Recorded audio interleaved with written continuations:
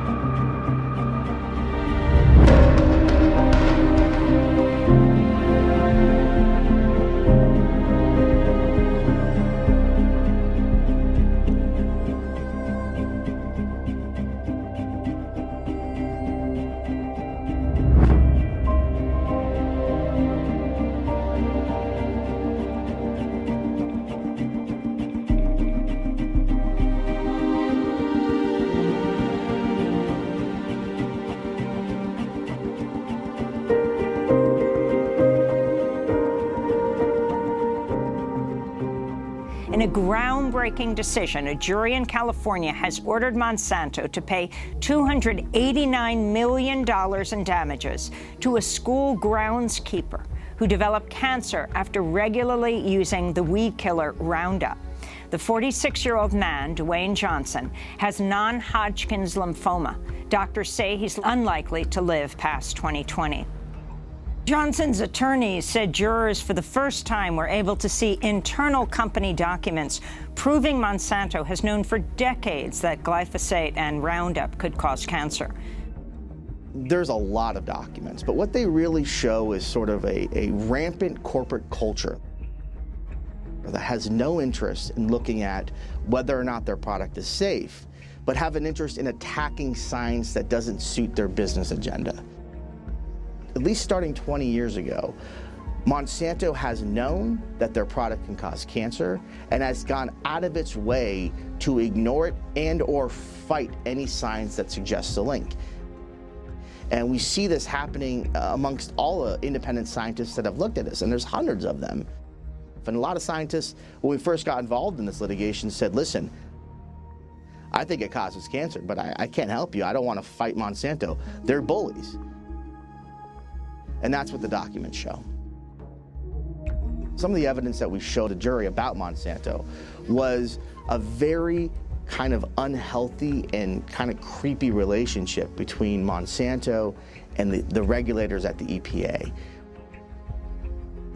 We had text messages, email conversations where various EPA employees are actually going out of their way to stop other agencies from investigating this issue and going out of their way to sort of gain approval from Monsanto.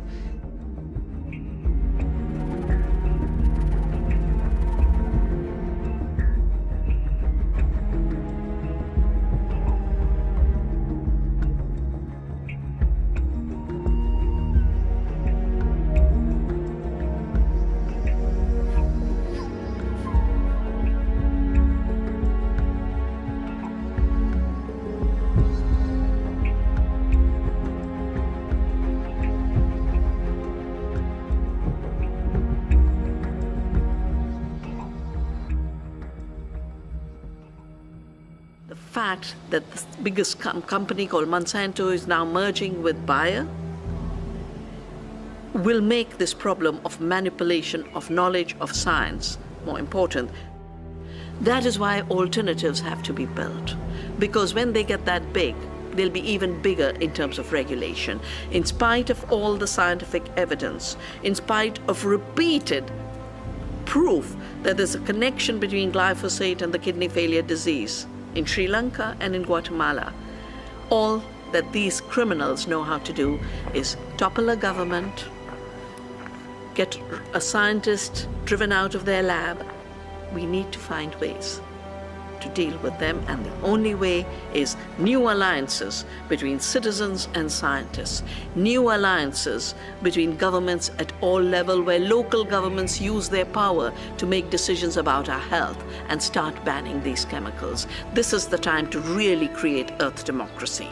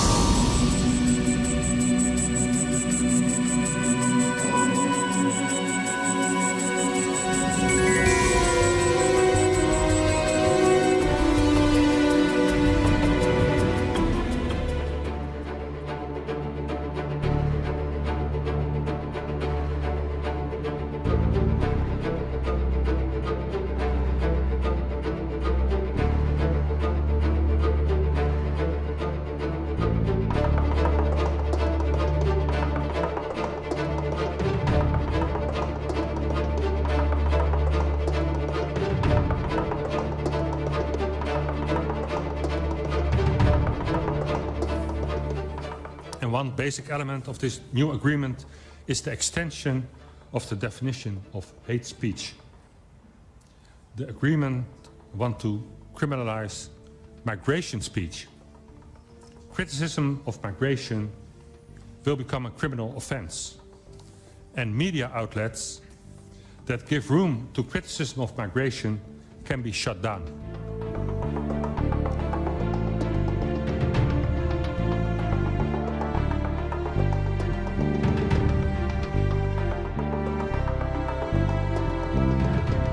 Der Migrationspakt ist in seinem Text so blumig gefasst und hat so viele Facetten, dass Sie wie in einem Supermarkt sich das rausnehmen können, was Ihnen taugt, um ihn gut oder schlecht darzustellen. Es ist einfach letztendlich eine Wortblase auf vielen, vielen Seiten. Wenn man aber die Essenz herauszieht, bekommt man den Eindruck, dass eben Migration durchaus positiv gesehen wird und dargestellt werden soll auch, und dass Migration als die Lösung für die Probleme in den Herkunftsländern gesehen wird, aber auch als die Chance für die Zielländer von Migration, und dass Medien auch entsprechend instrumentalisiert werden sollen, Gesetze auch geschaffen werden sollen, wenn sie nicht schon existieren, um sicherzustellen, dass eben Migration nicht zu kritisch gesehen wird. Wer Migration kritisch sieht, wird ja gleich als Rassist oder Fremdenhasser bezeichnet. Das heißt, mit irgendwelchen Gesetzen, die das unterbinden, sind wir schnell dabei, um wirklich dann auch die Redefreiheit einzuschränken. Es muss erlaubt sein, über diese Themen zu reden. Und genau das erleben wir heutzutage, dass das in einem vergifteten Klima nicht mehr so leicht möglich ist. Das sind alles Mechanismen, die installiert werden sollen und die uns zeigen, es geht darum, wirklich reguläre Massenmigration zu etablieren. Gibt es denn Ursachen für massenhafte Migration, die ja immer weiter zunimmt, die auch wir mitzuverantworten haben? Wer exportiert denn hauptsächlich die Waffen in den Nahen Osten? Es sind ja rund 90% der Waffen, die dort gekauft werden, die aus dem Westen kommen. Das heißt, wir können uns auch nicht dahinter verstecken und sagen, naja, also wenn wir die Waffen dort nicht hinverkaufen, dann macht es China, Russland. Wir müssen auch auf unsere Arbeitsplätze schauen. Es ist einfach absurd, so zu argumentieren, wenn man weiß, dass die Flüchtlingsanzahl sehr stark korreliert eben mit diesen Waffenlieferungen. Also das muss gestoppt werden seitens des Westens.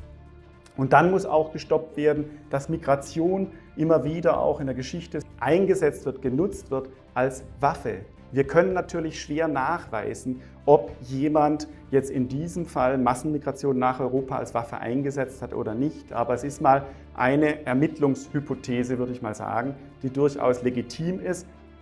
Eine geopolitische Fragestellung wäre dann natürlich cui bono, wer hat ein Interesse daran, dass Massenmigration nach Europa stattfindet. Wer hat zum Beispiel ein Interesse daran, dass der Euro scheitert, kollabiert? Wir haben auch Konkurrenten auf dem internationalen Parkett, wenn es darum geht, eben die Vorherrschaft in der Geopolitik zu erringen. Wir sind auf einem Weg, wo wir, wie gesagt, in eine für mich letztendlich unumkehrbare Situation hineinkommen. Ist das nicht ein Experiment, was hier durchgeführt wird, mit sehr unsicherem Ausgang oder vielleicht auch mit sicherem Ausgang, aber nicht unbedingt im Sinne des Volkes?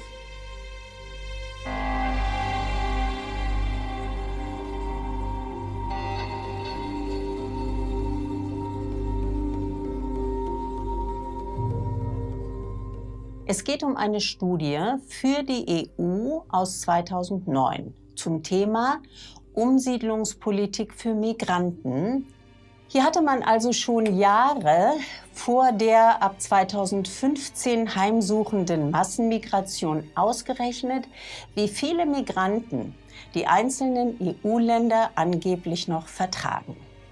Wir haben es mit den Plänen der Umsiedlung ganzer Völker nach Europa zu tun. Auf Seite 112 dieser Studie für die EU wird berechnet, wie viele zusätzliche Einwohner jedes europäische Land verkraften würde. Wie man auf diese exorbitanten Zahlen gekommen ist, entzieht sich jeder Logik und jedem natürlichen Empfinden. Denn wie jedermann weiß, ist der Lebensraum auf dem Kontinent Europa vergleichsweise rar. Aber das scheint die Mathematikexperten in Brüssel alles wenig zu interessieren. Denn sie sind der Ansicht, dass Deutschland nicht 82,5 Millionen Menschen beherbergen sollte und könnte, sondern dass in diesem Land künftig bis zu 274 Millionen Einwohner leben könnten. So soll Österreich, welches derzeit gut 10 Millionen Einwohner zählt, zusätzlich ca. 65 Millionen Migranten aufnehmen, um dann auf 75 Millionen zu kommen, während man in Frankreich von derzeit von 65 Millionen auf 486 Millionen aufstocken möchte. Insgesamt, so kommt man in diesem Machwerk jedenfalls zum Schluss, sind es ca. 3,8 Milliarden Menschen, mit denen man künftig in Europa rechnen könnte. Die Zahlen dieser Studie sind es wert, in einem Text zusammengefasst zu werden, damit der aufgeklärte Bürger nachlesen kann, was ihn erwarten könnte. Dies ist vor allem im Kontext des globalen Migrationspaktes spannend, der nach Verabschiedung jegliche Kritik an der unbegrenzten Einwanderungspolitik unter Strafe stellen will. Dieser globale Vertrag sichert jedem Umsiedlungswilligen den Weg nach Europa. Dieser kann das Land frei wählen, in welchem er sich niederlassen möchte. Jeder Staat ist dann verpflichtet, den Einwanderer kostenlos sowohl ins Gesundheitssystem aufzunehmen, als ihm auch eine wirtschaftliche Existenzsicherung zu gewährleisten. Es steht fest, dass man bald schon derartige Informationen wie diese hier nicht mehr wird verbreiten dürfen, da dies dann unter die Kategorie des Rassismus eingeordnet und geahndet werden könnte.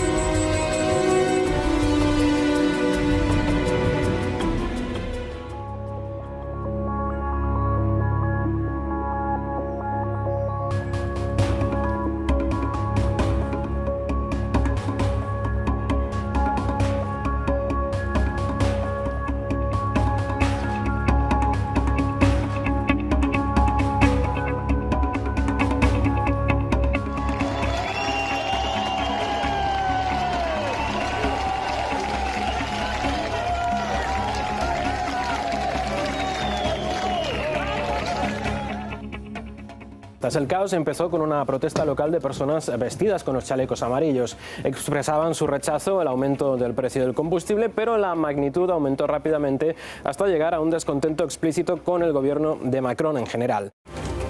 Si no hubiera sido la gasolina, entonces otra cosa. En algún momento todo se mezcló y se produjo esta explosión.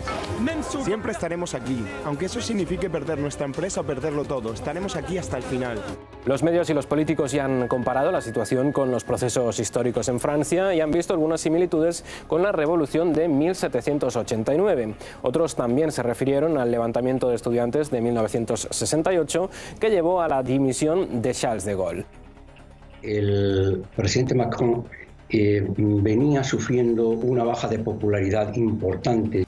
El asunto de la subida de las tasas de la gasolina en realidad ha sido la gota que ha colmado el vaso, pero es que hay otros problemas fundamentales en la sociedad francesa.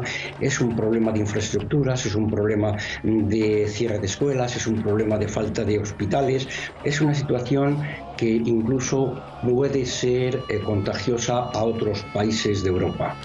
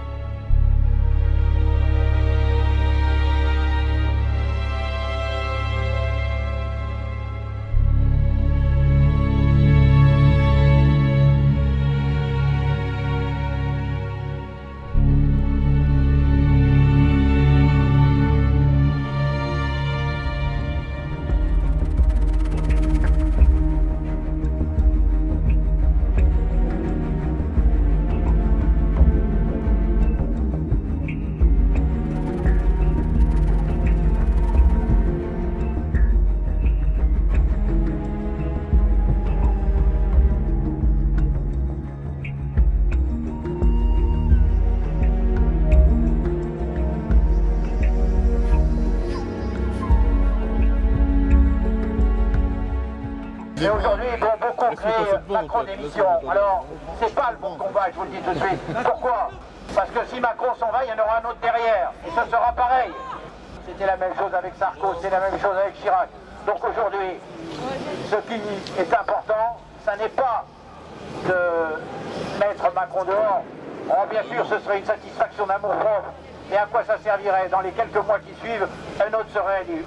Aujourd'hui, c'est le peuple directement qui doit exercer sa souveraineté qui lui appartient par la Constitution.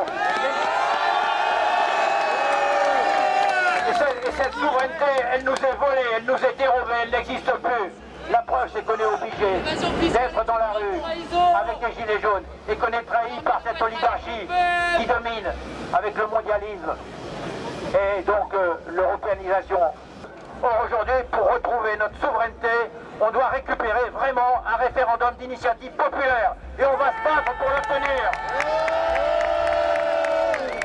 C'est le peuple souverain qui doit pouvoir décider de son destin et pas des politiques véreux qu'on a mis au pouvoir, qui ne nous représentent pas, qui se moquent de nous une fois qu'on les a élus.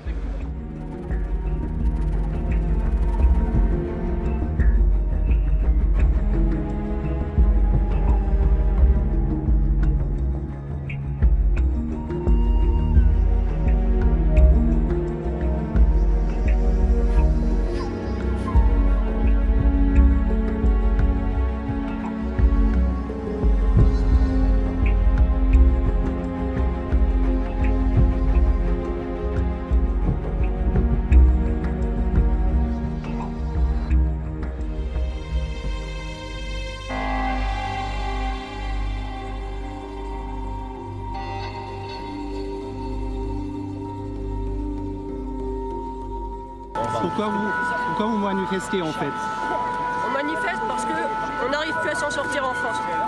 On travaille, au milieu du mois on n'a plus rien parce que tout est taxé et que chaque année les taxes, il y en a des nouvelles et les anciennes augmentent et on est à bout de nerfs, on peut plus finir nos mois, on peut plus payer la cantine des enfants, on sort plus, on vit plus. Et on a un ras-le-bol, on demande une diminution des taxes. On a lu en Allemagne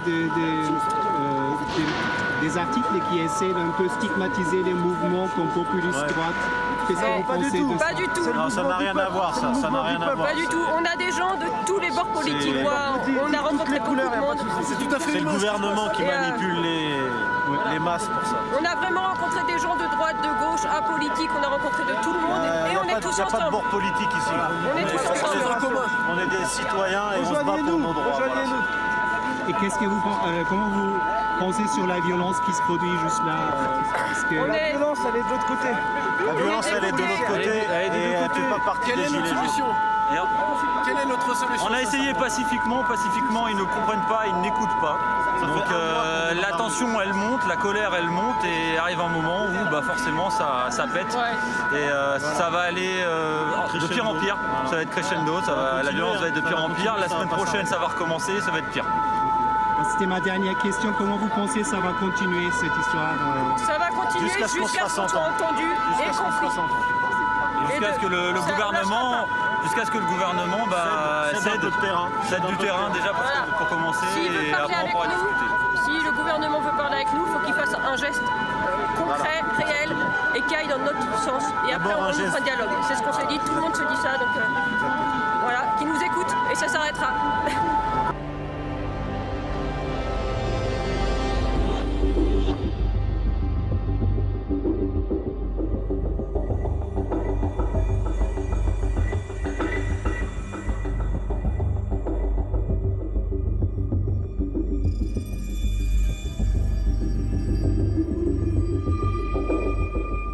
Ce qui me fait peur, c'est que certains gilets jaunes se disent « Oh chouette, on a réussi à avoir 100 € sur le SMIC, youpi, c'est cool, du coup j'arrête ». J'ai peur que certains gilets jaunes se satisfassent de ces petites miettes.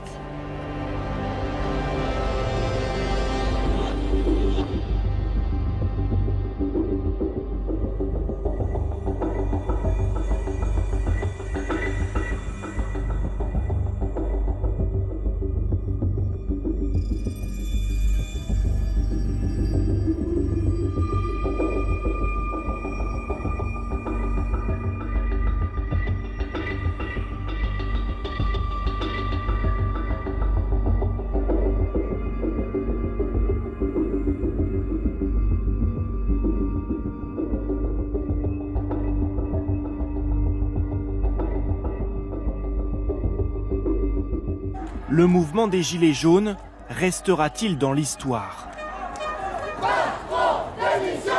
Une mobilisation citoyenne qui ravive le souvenir d'autres épisodes de révolte. Ça me rappelle un mai 68. J'avais 16 ans, j'étais à l'école et c'est comme ça que ça a commencé. Si on continue comme ça, on va au drame, à une nouvelle révolution. 1789, le peuple de Paris est excédé par la vie chère. Il se révolte contre les élites et prend la Bastille le 14 juillet. Les sans-culottes sont des révolutionnaires issus des classes les plus modestes de la société et qui rapidement s'organisent pour tenter de reprendre le pouvoir. Pour cet historien, il y a des similitudes avec les Gilets jaunes. Il y a eu une formidable explosion de la citoyenneté populaire donc au début de la Révolution. Après, ça a essaimé et il y a eu des formes de société populaire pratiquement dans tout le pays. 2 siècles plus tard, mai 68, des milliers d'étudiants et d'ouvriers sont dans la rue. C'est l'affrontement. La France est paralysée, la foule largement soutenue et encadrée par les syndicats, au contraire du mouvement actuel. Ni les manifestants, ni les revendications ne sont les mêmes. 68, c'est la rencontre d'un mouvement étudiant qui dit il faut changer la culture, il faut en finir avec l'autorité, mais de manière absolument non violente, et du monde du travail, et surtout de la jeunesse ouvrière qui rentre en grève. Là, c'est pas du tout le monde du travail qui rentre en grève contre des patrons. Alors les Gilets jaunes se rapprochent-ils davantage des grandes grèves de 1995 ? 2 millions de Français dans la rue selon les syndicats. Ils protestent contre la réforme des retraites et celle de la sécurité sociale. Pour sortir de cette crise, le gouvernement doit alors faire machine arrière. En 1995, Alain Juppé était sorti de la crise en annulant la réforme des retraites. Aujourd'hui, Emmanuel Macron a annulé la taxe sur l'essence, mais le mouvement continue. Il faut donc aller plus loin. Céder aux revendications, ou comme Charles de Gaulle en 68, convoquer de nouvelles élections. Cette année-là, le général et sa majorité en sont sortis renforcés.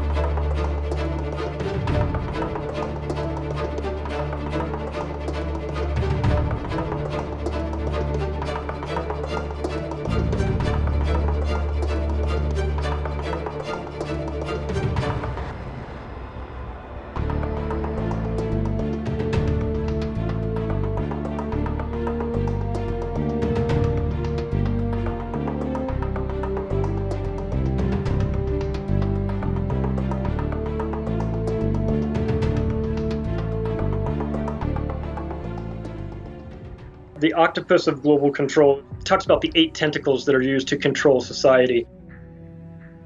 I'd say probably the most dangerous of the 8 tentacles is one that you might not think, and that's the banking. The IMF and the World Bank collude together to enslave third world countries, get them to agree to have a hydroelectric power plant built in their country with the understanding that it'll generate electricity, it'll create jobs, your children will be able to learn to read at night because there'll be electricity. All these things were a total scam. So that money flowed from the IMF and the World Bank, not to the country, but to the engineering firms. So these indigenous people in these third world countries would be left holding the bag on a huge debt that could never be repaid because it was never meant to be repaid. It was always a scam. The IMF and World Bank would say, you owe us a lot of money, but I think we can work something out. You need to vote with us on the next UN resolution or allow us to build a military base. So these programs that were used to enslave foreign countries, it's a great formula for control. That's why they keep doing it. So you watch as they go and blow up a country, and then who gets the business to go in and rebuild it? These gigantic companies that have a financial stake in war. And now, as we see what's going on lately with Syria, we're walking right into something again, the exact same thing. Essentially, the IMF, the World Bank, the overall Federal Reserve banking system, let's call it, of debt-based economics, was being imposed on third world countries. And then it struck me when this whole Great Recession started that we were looking at the same policies that had been implemented against third world countries being brought home to roost. What you saw were people who basically had mortgages that they weren't sustainable, they had way too much debt, and all of a sudden it collapsed, they lost their homes. Many people ended up losing not only wealth, but also putting themselves into much more debt slavery. Yeah, this is the reason why central banks have been thrown out of countries. Thomas Jefferson was adamant that they would destroy you. So he threw them out 200 years ago, and they came back in 1913 in the US. And by watching that, by understanding that this is a game, an evil game, but it's set up in a way that benefits the banks, and then witnessing the list of countries that did not have central banks and that wound up getting invaded one after another, it becomes very clear that there's a plan. And if you're one of the 3 countries now that doesn't have a central bank, like Cuba, North Korea, or Iran, you better watch yourself, because they're going to manufacture a reason to go in, demonize you, invade your country, and impose a central bank, just like they did in Libya, Iraq, and Afghanistan over the last couple of years. These events that are happening, they're not accidental. It's not a haphazard. There's a very, very big plan that has been set forth well over 100 years, and they're running it to this day. And the goal is to take away our rights, to take us back to serfdom, basically. And if you think that sounds crazy, just look at the disparity of the wealth, how it's so concentrated at the top 1%. You can say that it's not a feudal system, but the numbers prove otherwise. We're living in a feudal society right now.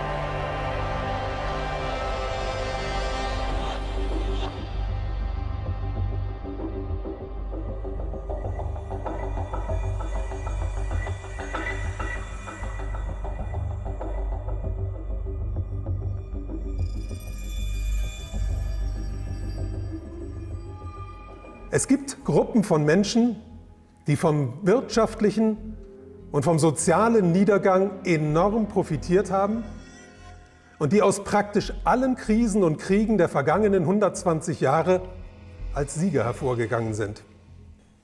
Hinter diesen Menschen steht eine Macht, die mit Vorliebe im Verborgenen arbeitet und die ihre Arbeit gern von bezahlten Handlangern erledigen lässt. Die Finanzindustrie. Sie hat sich die Medien und die Politik weltweit unterworfen und hat es dabei geschafft, selbst fast unerkannt zu bleiben. Die Finanzindustrie verdankt das vor allem der Tatsache, dass die meisten Menschen ihre Wirkungsweise nicht verstehen.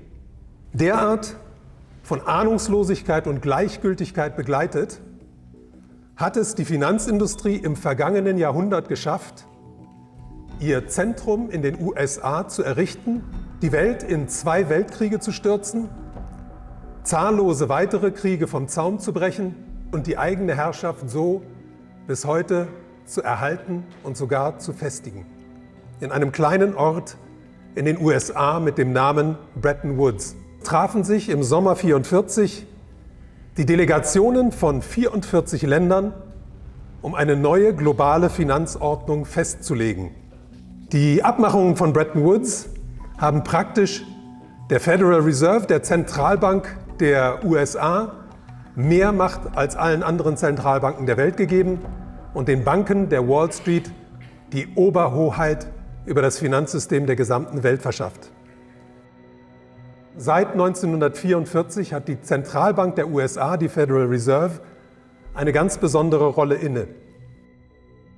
Sie ist nämlich die einzige Organisation auf der Welt, die den US-Dollar schaffen darf. Tatsächlich aber ist die Fed bis heute ein privates Bankenkartell, das sich seit seiner Gründung unter Mithilfe der US-Politik das Monopol der Geldschöpfung angeeignet hat und damit, was die Macht geht, über die US-Regierung erhoben hat. Also das System von Bretton Woods ist also nichts anderes als die Zementierung der Vormacht des US-Dollars und hat mit Demokratie und mit Gleichberechtigung absolut nichts zu tun, sondern hat die gesamte Welt der Diktatur einer Währung und damit der Diktatur der Organisation, die diese Währung als einzige schaffen darf, unterworfen. Wir befinden uns im Endstadium eines Systems, das außer Kontrolle geraten ist. Die Verantwortlichen haben nach 2008 alle möglichen Versprechungen gemacht, aber nicht eines davon eingehalten. Sie haben ständig die große Wende angekündigt, eine Umkehr vom bisherigen Weg, aber es ist nichts passiert. Das System wird von denen, die davon profitieren, vermutlich so lange am Leben erhalten werden, wie es irgendwie geht. Nur eines ist sicher: Die Profiteure werden aufgrund der wachsenden sozialen Ungleichheit in einen immer größeren Konflikt mit der arbeitenden Bevölkerung geraten.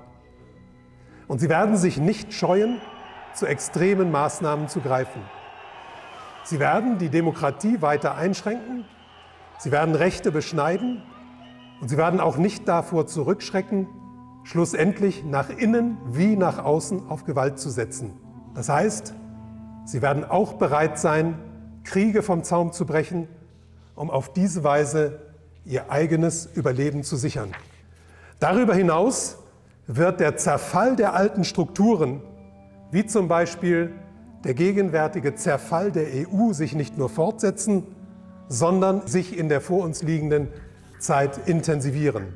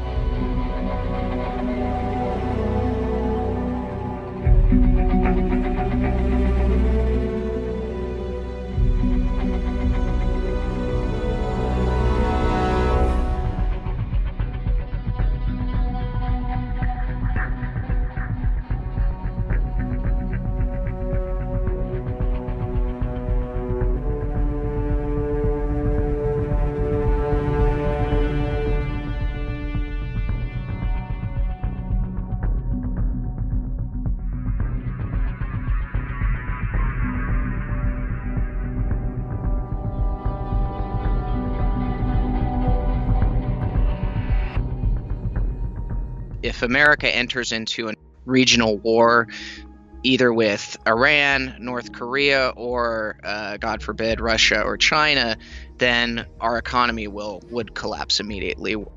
Our economy cannot handle that amount of debt expenditures at this time.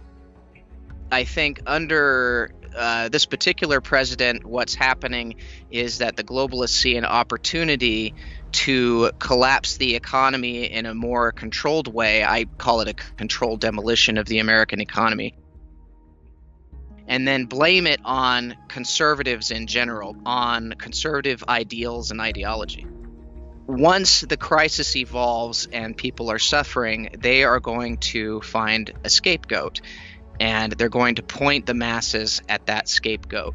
And that scapegoat will be nationalists, populists, liberty advocates, individualists, anyone who is a sort of primary threat to globalism. They're going to try to turn the tables and shift their crimes around to us. This would be a classic strategy within fourth generation warfare. I do believe that gold and silver will increase in value exponentially after a crisis ensues in the markets, because I see both China and Russia stockpiling gold like crazy. They've expanded their gold holdings by a massive amount just in the past 2 years. I believe they know something that we don't, and that is that the US dollar system is about to take a nosedive. That the US dollar is about to lose its world reserve status, and that in that process, markets will crash and that gold and silver will skyrocket. My hope lay in rebuilding the system. I don't have any hope that the collapse will not happen or that there will not be a major economic decline. I believe, according to the fundamentals and the math, it's going to happen, and it's going to happen under Trump's watch. My hope lay in rebuilding from the ashes, and whoever gets to rebuild determines the future. Either it's going to be the globalists or it's going to be us, and we have to make sure that it's us. You know, I'm here to say that the evidence suggests that we will be the ones having to fight that fight when it really comes down to it. We're the barrier between the globalists and total world control or their new world order.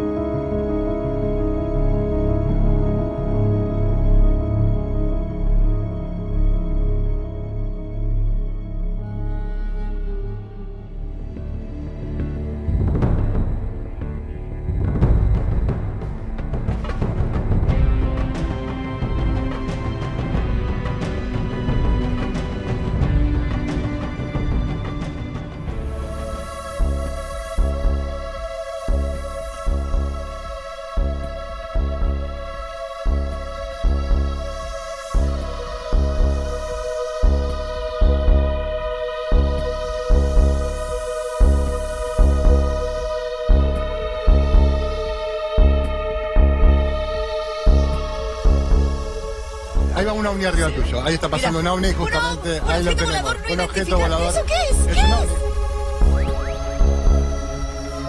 Porque no es un avión. Pero ahí va girando. ¿Ves cómo girando? Rápido. Claro, va girando así. Si me decís si era una nave extraterrestre, sí, para mí era una nave extraterrestre, obviamente. Salió de sí, la sí, nada. sí, sí.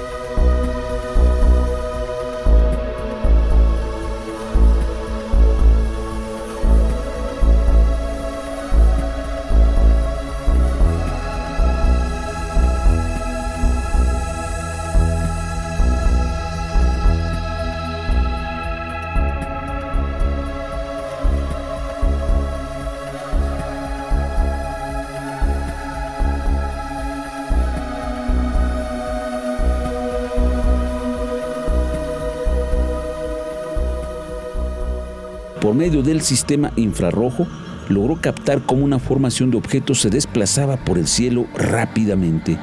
Al inicio, seguía a un objeto en solitario y de pronto se cruza en otra dirección, también llamado escuadrón de ovnis.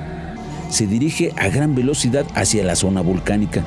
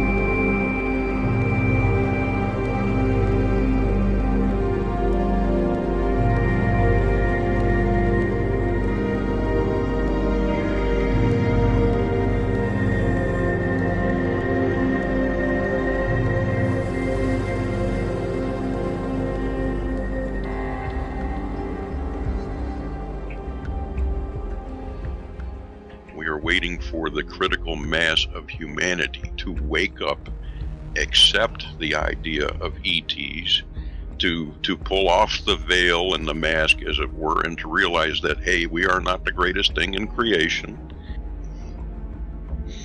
There are other brothers and sisters out there, and we need to take our rightful place.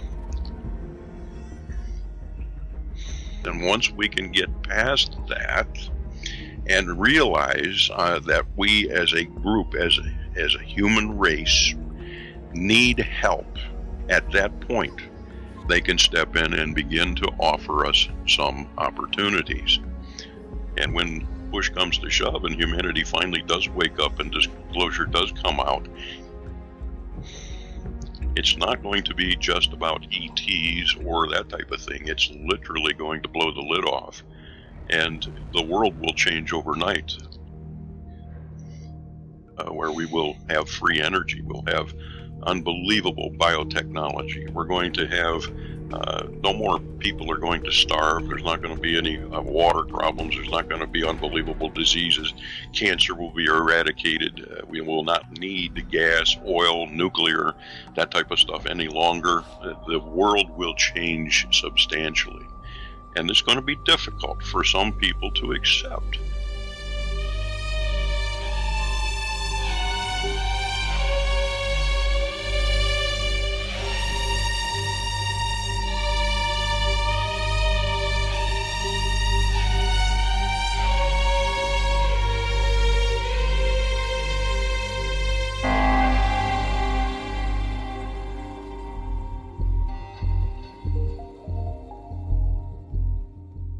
used to be spiritually evolved.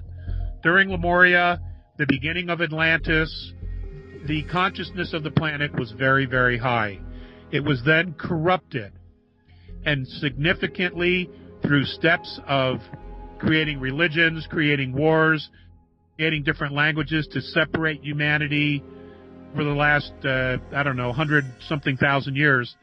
The frequency of the consciousness of the beings on the surface, in the planet, and planet itself have been significantly lowered. It was an intentional tack to do that. The objective from these rogue groups that are controlling the planet was to lower everybody's frequency.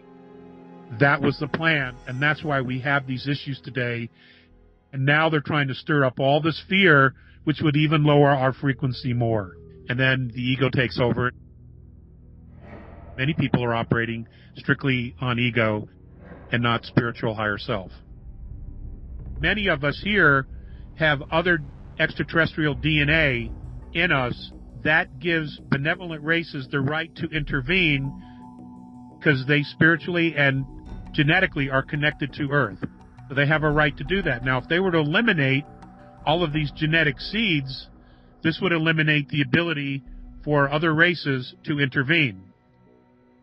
They want to keep our spiritual vibration so low by creating fear and saying, look, there's just too many of you. You need to cleanse the planet, or even worse, some of you may have to go and live on another planet. We want to take you off this world and bring you to another Earth. Well, the group that's here, that is not their agenda. Their agenda is to beam you up into a lunchbox. I mean, you have the Pope, you have the Queen of England, and others saying, these are the end times. Who's it the end times for? It's the end times for the bad guys. They need our frequency, they need our focus to create this scenario. And if we just tell them, go to hell, we're not doing that. We're going in this direction to create light, to create peace, to create harmony, to create compassion, to create abundance, because it's all about frequency. We hear about the energy that's hitting the planet and changing the human frequency, and it's a high energy, and that some people can adapt to it and other people won't adapt to it, depending on your own vibration and your energy. It's also having an effect on our DNA. There's absolute scientific proof that some children and some adults now have third strands of DNA, and it's changing dramatically. And, we used to live longer lives. One portion of our DNA that was turned off by the Anunnaki was the fact that our bodies used to be able to create vitamin C on their own. When they turned that off, it dramatically changed our life cycles. And they did it on purpose, because then we were easily controlled. And for a while there, we were becoming equal to them, because we're very astute, we're excellent learners, and we are extremely creative and very, very adaptable because of all the DNA we have in us from different races. We serve a purpose, and whatever that purpose is, it is necessary enough that many benevolent races have left their star systems, and they are here helping us mitigate these regressives and then eventually unshackle from them and learn to stand in our own light. There is a significant amount of very evolved spiritual beings here who have chosen to come in and help humanity. They realize that not only are we being used and manipulated, but we have been so suppressed that we can't even struggle to remember who we are spiritually. And they're like, whoa, this is so not right. They're interested in trying to save anyone who wants to be free. Their goal is to free humanity. Now, whether people choose that themselves or not, that's entirely up to the individual. They're not looking to save a percentage. They're looking to save all of humanity, or as much of humanity that they can, barring infringing on anyone's free will.